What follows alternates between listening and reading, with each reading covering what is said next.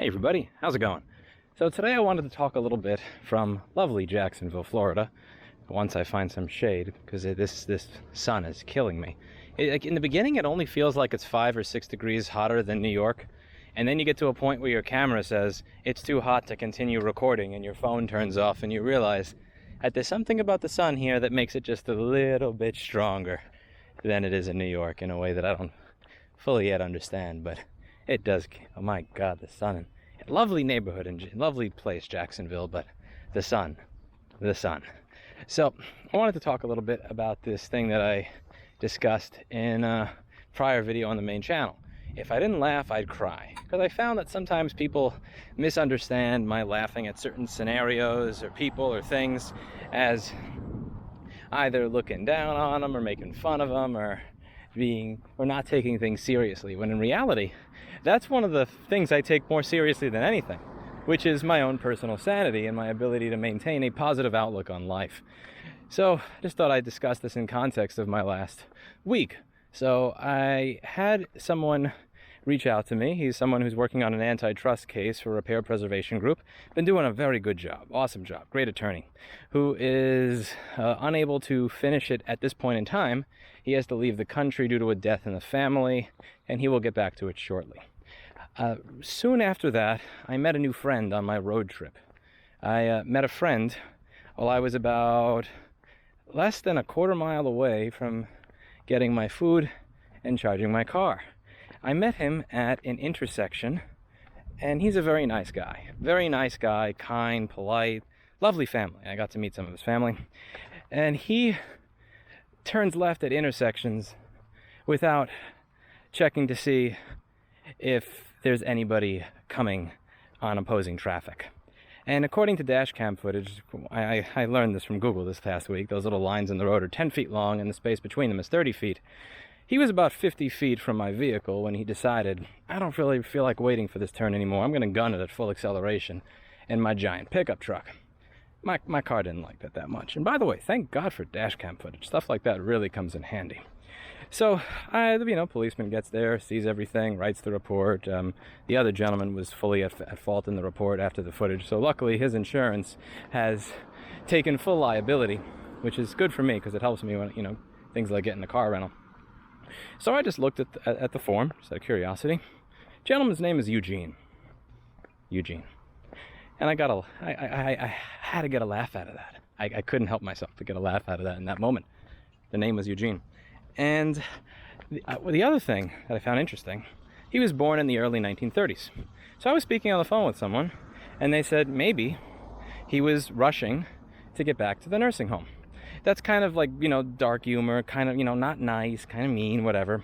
So just out of curiosity, just for the hell of it, I Googled the address. On the police report, it lists the home address of each of us. And the address that was listed for my new friend Eugene was an actual nursing home. A nursing home. Someone born in the early 30s who was in a nursing home is still able to drive. I'll be honest with you. I wasn't laughing at him. I wasn't making fun of him.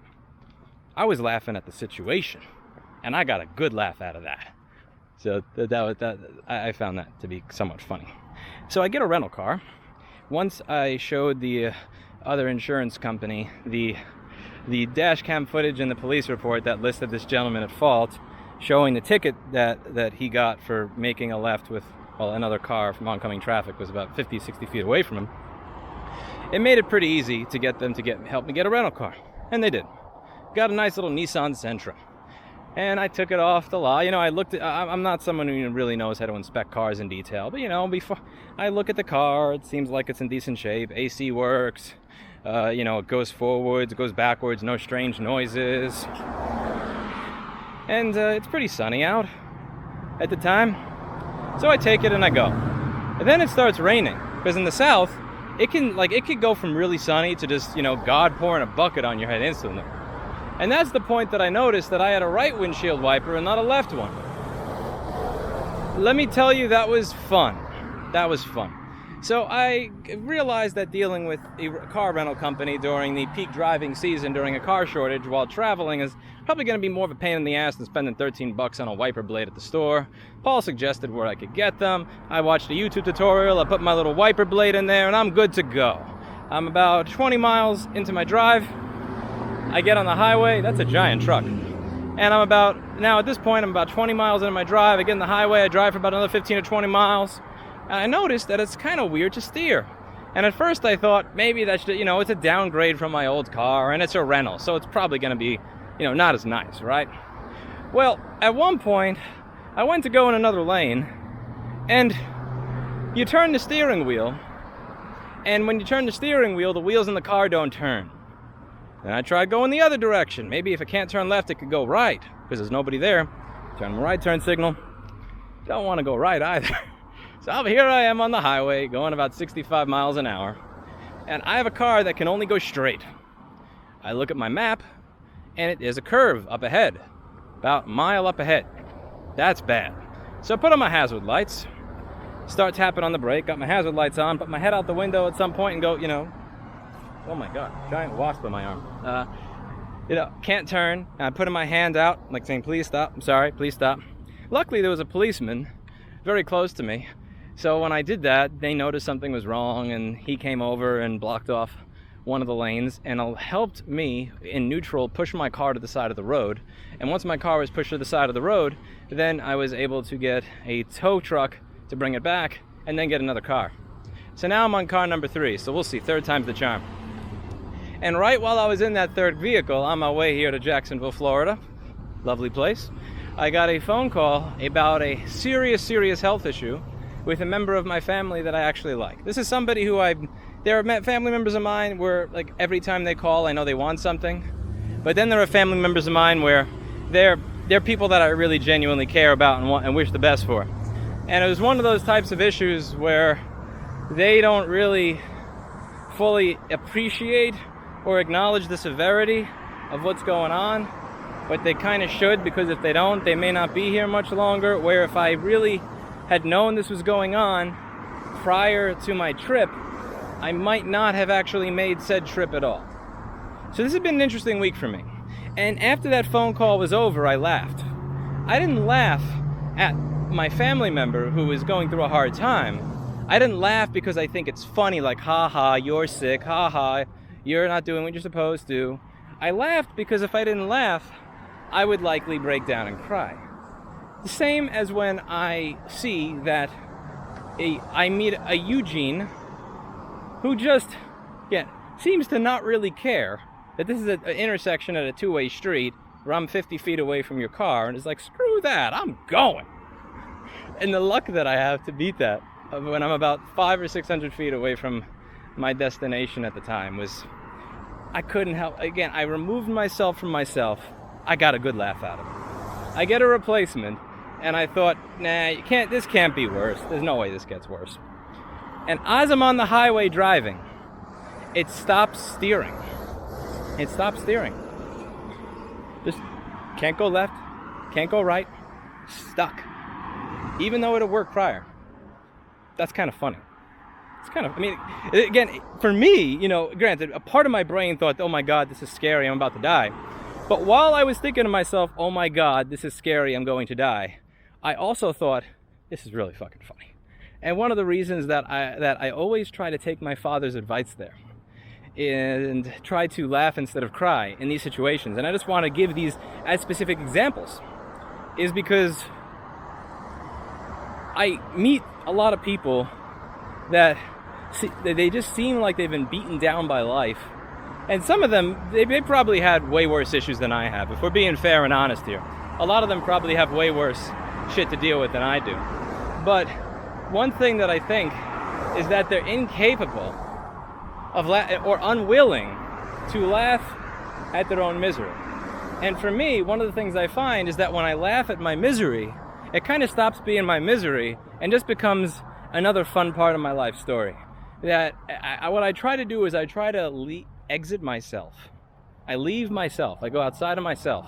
And I pretend that I'm me in 2030 or 2040 or 2050 looking back on the situation. Because even the most horrible situations in your life, think about it, lots of the bad shit, you look back on it over a beer in the backyard with your friends or your wife or your girlfriend or whatever, and you can laugh at it. You can kind of laugh at how screwed up things were. But you can't in the moment. So I always kind of try to fast forward and pretend. I'm living in 2030 or 2050. And I'm laughing at this. And it's honestly kind of helped a little bit. It really has. Today I've moved forward with putting together a business plan for a new organization. That's working. We got lots of people to contact the Senate, and instead of tossing the thing aside, it's actually going to the floor for a vote for right to repair. What the hell is that? That is some mating call going on up there. Okay, I gotta see this. Curiosity's killing. Whoa. Oh God. Oh. Is that a dead cat? Oh my God. Okay, that's just creepy. Shouldn't have looked. There's actually some good progress being made on some things. And the thing is, whatever it is that's bringing you down, it's probably going to bring you down. It's probably going to make you sad. It's probably going to make you pissed. It's probably going to make you really, really depressed. But the way the chemicals in the brain work is it makes you feel depressed, sometimes more so than reality should make you feel depressed. Like there could be a lot of things on my plate that are good, but if one really horrible thing happens, I've noticed it has the effect of tricking me into believing that the rest of what's on my plate is also bad when it really isn't. Really isn't. And it's something that I try to keep in mind. So I just thought I'd give you some little examples here. I've laughed at me almost kind of close to dying on a highway with a piece of shit rental that didn't actually steer. I had a man that has the exact same name as the gentleman that screwed me over on flooring a year and a half ago, who literally is damn near close to 90, lives in a nursing home, just smash full speed right into my car. And I got some fairly odd news about a family member. After each one was done, I did a big laugh. And I do the big laugh because it works. Honestly, it does. It kind of works. Like it actually allows me to not lose sight of the things that matter, of the fact that life is still great. It really is. Like I have, the biggest problems that I have in 2021 are nothing in contrast to the biggest problems that I had in 2011, which are nothing in contrast to the biggest problems I had in, let's say, 2004, or 6, or 8. It keeps getting better, but it would have been really easy for me to just kind of say, screw it, I give up, I'm done, this is ridiculous, this is like living in a comic tragedy or whatever. But, I don't know, I prefer to see it for what it is. A fun and interesting story that continues to evolve and get me to where I am. And, I'm going to be visiting some family soon. So instead of seeing it as a horrible thing, I'm seeing it as I'm going to get to reunite with some people in my family that I'll be able to see them a little bit more often this year than last year. That's a plus. This, Eugene forced me to learn how to become a better driver. Because as a result of Mr. Eugene, I have a giant wasp on my arm. These things are scary. I now had to learn how to maneuver on a highway in a vehicle that has, I don't know, I'm probably using the wrong terminology because I don't know shit about cars, broken steering column. Yeah, I learned something. That was a fun experience. Everything's got its little hidden pluses in it. And I try to find them. My God, flies just land on your arm in Florida. Sometimes they land in the sweat beads on your forehead too. So there are these little sweat beads in my forehead because I'm sweating so much because of the sun. And then the fly here, it's not like New York, the flies actually land on you. But they get stuck in the sweat bead, and when they get stuck in the sweat bead, then they can't get out of the sweat bead, and then they die because of the surface tension. They can't get out of the sweat bead. So the flies actually wind up being on my face and dead. So I'll get inside, I'll go to the bathroom, and I'll see that I have dead flies on my forehead. And I guess that's part of the Florida experience. I guess that's a part of the Florida experience that I don't remember from the last time I was here. But it's very interesting. It's very, yep. Yeah. No state income tax plus. Dead creatures surrounding your body. Minus. Every place in life's got its ups and downs. It's a nice looking neighborhood. It's quiet. It's nice and peaceful here. The people are kind of nice. People seem to leave their doors unlocked. That's a lovely thing. When you have a neighborhood where your neighbors wave to you and you know who they are and you can leave your door unlocked, that's a lovely thing. That's a great, beautiful thing. I'm kind of happy to be here and experience it a little bit before I move on to the next part of my journey.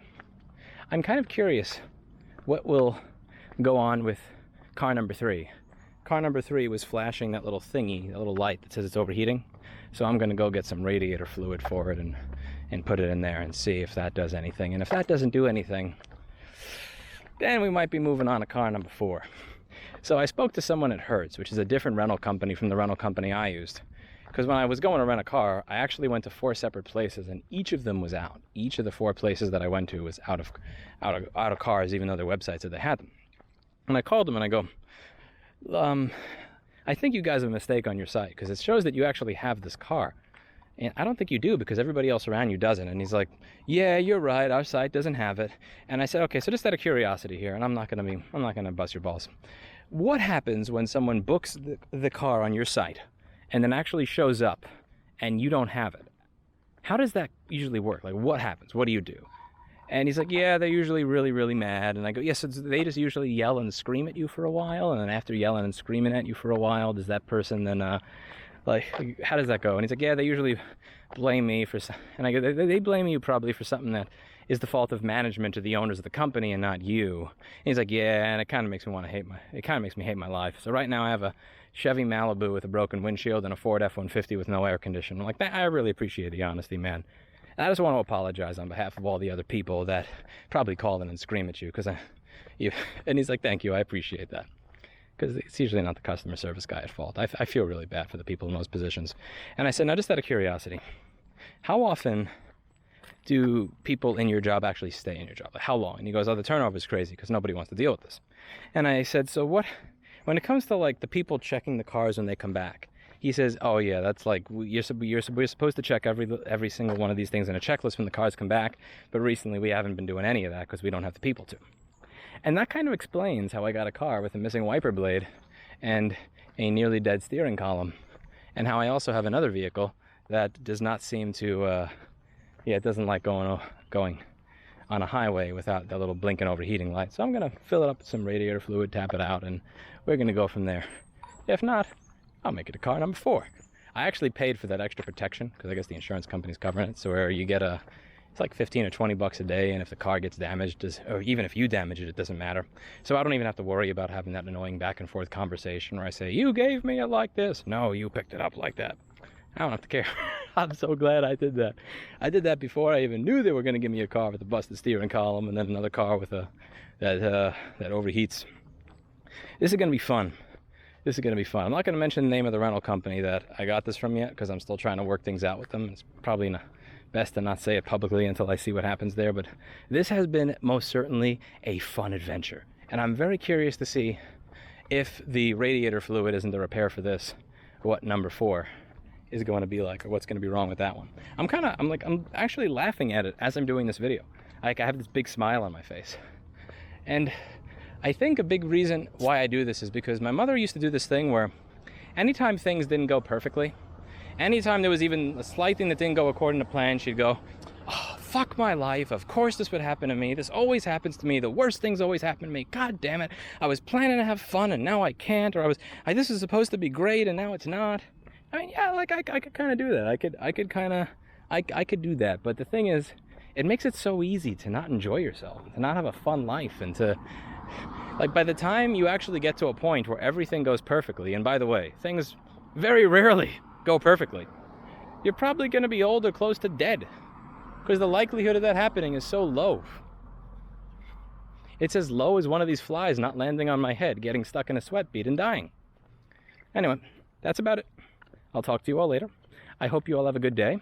And I hope for your sake that you kind of have the ability to laugh instead of cry.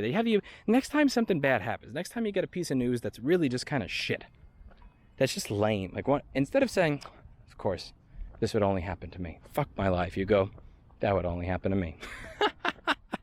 Seriously, try it. Like, it sounds crazy. It really does. But if I, like, I'm not, I really just want to drill this into people's heads. I'm not smarter than you. I'm not better than you. I'm not luckier than you. I'm definitely not smarter than 99% of the people here. I'm not more athletic than you, not richer than you, not harder working than you. I think the one thing that has done me well over the years has been that when horrible things happen, I just kind of laugh and I keep it moving. Laugh, keep it moving. Laugh, keep it moving. Rather than just call it quits, call it a day, say, fuck this, I give up. And I hope if I keep doing that for the next 10, 20, 30, 40 years, that I'll have a lot more fun and interesting stories to tell my kids and my grandkids someday about everything. I'll see you all in a later video. I'm about to thermal throttle. I feel like I'm thermally throttling here. I'm thermally throttling faster than a 16-inch MacBook that's being asked to do video encoding, so I'm going to go someplace where it's cold. I'm going to go back to air conditioning, and I will see you all in a later video. Thanks for watching, and as always, I hope you learned something.